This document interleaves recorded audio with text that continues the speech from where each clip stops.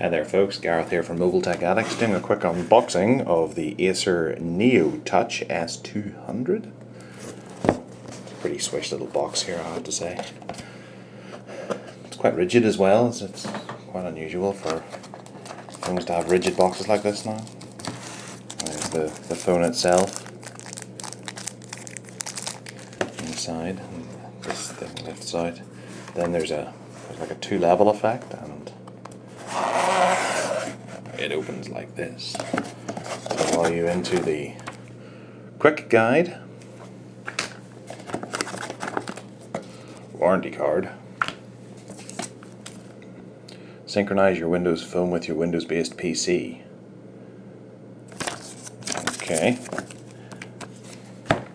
Licensing information, a CD, a screen cover. It's quite useful, sometimes you don't get that. Inside here we have a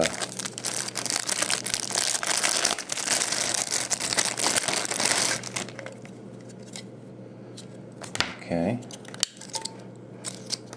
I figured there's the European compliant plug there as well for that. Okay. And that's USB obviously. And there's a battery here. It's a pretty big battery. That's what the 1350 milliamp hour battery. And on this side we have a pair of headphones.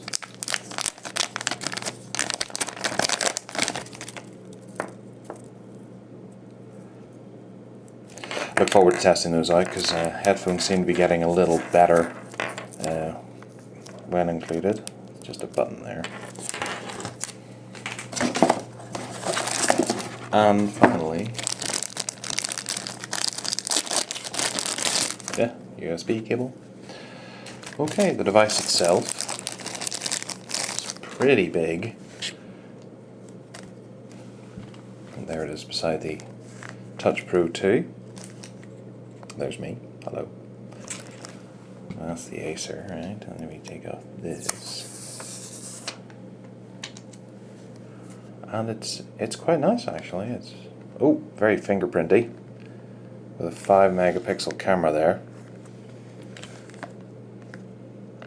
There's a microphone at the bottom. Power socket. Let's see if we can get this open here.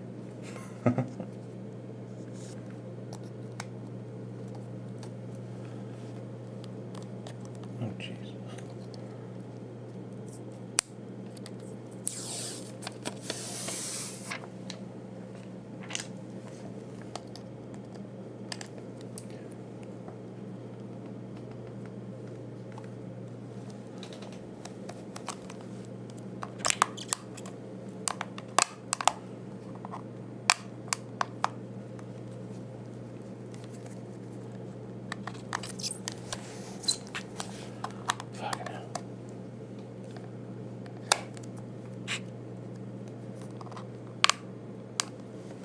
Turn to the manual. How do we open this without breaking it?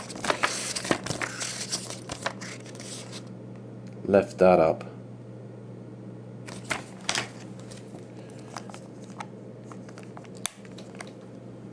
Aha! Right. So to open it, you just force it apart with your fingers. There's the stylus there. I didn't take it out earlier. I'll have a quick look at the stylus. Oh, it's telescopic. Really thin, but it's made of metal, so that's it's a plus point. Put the battery in and see what happens.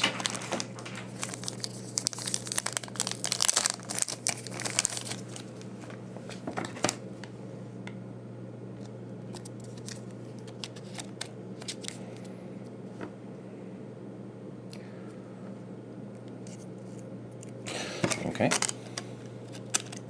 See if it clips together just as easily as it comes apart. And it does.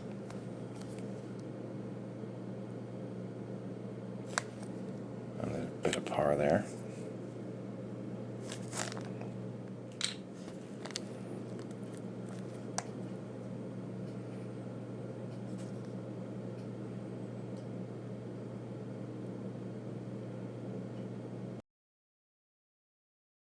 while this whole process is happening, I figured I'd tell you a little bit about the specifications of the phone. It's running Windows Mobile 6.5 and it's got a pretty snappy Qualcomm 1 GHz processor inside. There's 256 megabytes of RAM and 512 megabytes of ROM. It's got a 3.8-inch WVGA screen, assisted GPS, 3.5mm headset jack, a 5 megapixel camera, an accelerometer, proximity sensor, various social networking applications pre-installed.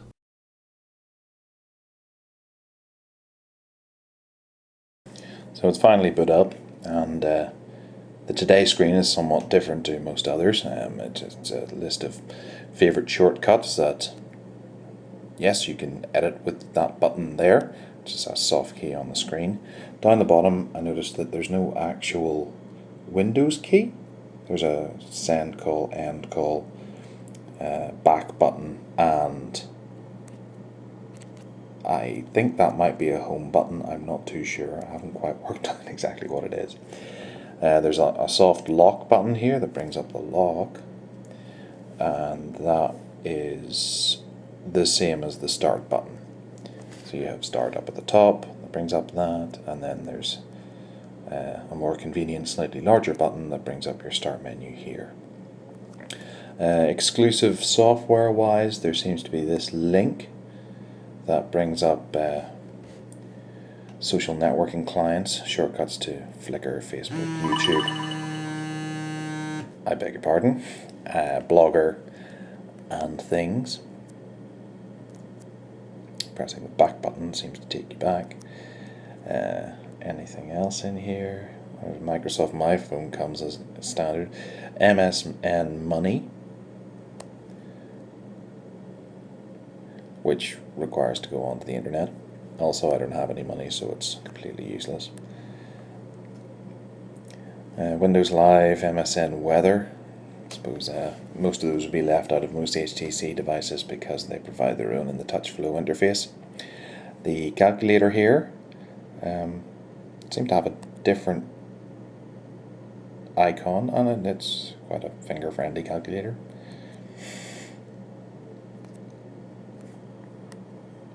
That back button seems to take you back to the home screen as opposed to where you were before. Office Mobile, the Task Manager, which I'm quite pleased is a shortcut up at the top from the Today screen. And there's Acer registration, which probably won't work because there's no internet. It's a link to Windows or the Internet Explorer on the internet. Oh, games, obviously. Nothing. Solitaire and Bulb Breaker.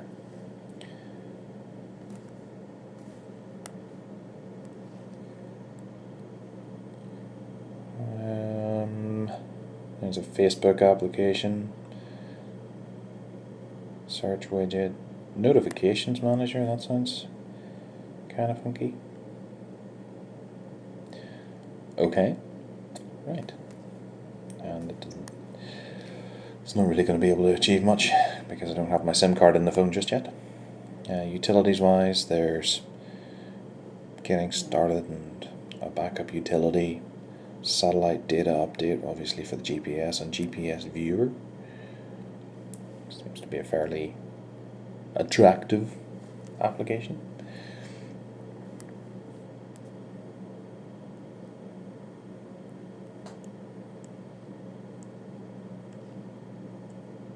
Well, there doesn't seem to be too much specifically new to the phone. Other than that, it's just a pretty swish device with a big screen. I'll be publishing a full review on Mobile Tech Addicts within the week. And take care.